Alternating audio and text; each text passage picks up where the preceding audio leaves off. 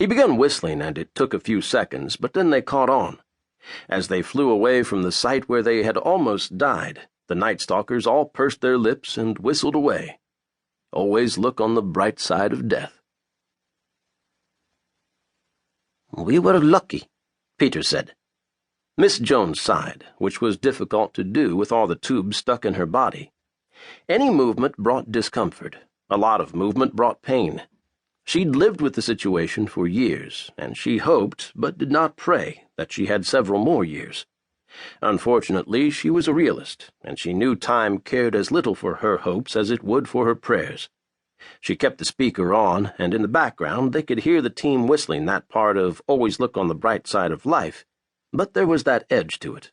It was forced. "Was it luck the warhead was activated?" Miss Jones asked her assistant.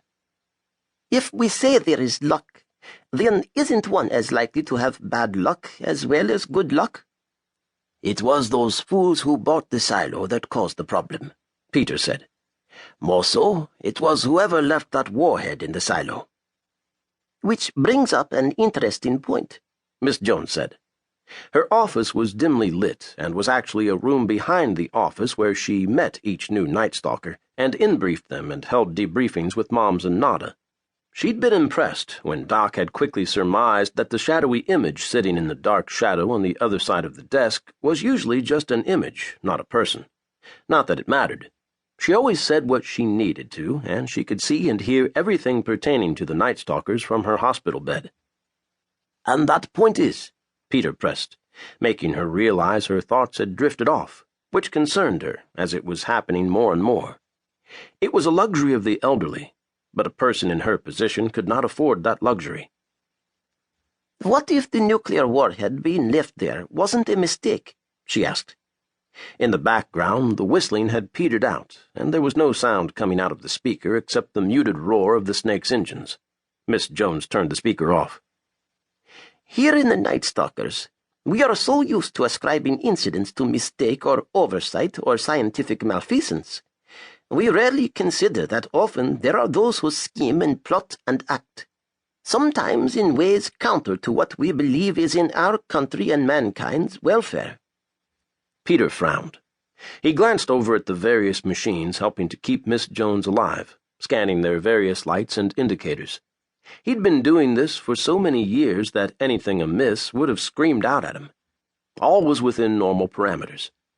Peter spoke with less of a Russian accent than Miss Jones, but that was because he left Area 51 and interacted with other Americans. Miss Jones had not left the ranch in 8 years. Peter was a former Russian helicopter pilot whose life Miss Jones had saved by stopping him from overflying Chernobyl, telling him it was a one-way mission, even while she risked her life to save the man who'd started the chain reaction of that disaster back in 1986. Peter was a tall, rugged-looking man with graying hair. He had perfect teeth that he revealed often when he smiled. That was why Miss Jones knew he could never replace her. The smile. The person who ran the Nightstalkers rarely had anything to smile about. He was good at his job as her assistant, but the mantle of leadership was not something she could drape around his shoulders. That a former Soviet nuclear engineer was in charge of the Nightstalkers and had a former Soviet helicopter pilot as her aide was as improbable as an actor who had played the Gipper in Newt Rockney All-American becoming the 40th President of the United States. Probably less so. "You suspect a plot?" Peter asked, intrigued. Miss Jones was not given to idle speculation. "This weapon was listed as destroyed," Miss Jones said. "That's not a simple oversight of forgetting it in the silo. Someone also deliberately wiped out any trace of it by recording it as having been dismantled. One event is an oversight. 2 is a plan."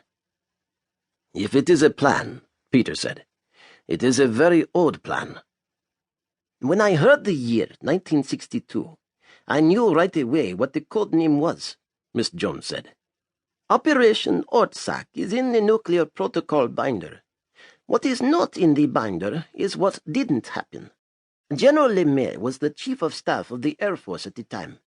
He advocated preemptive nuclear warfare from the moment he had any voice in the matter.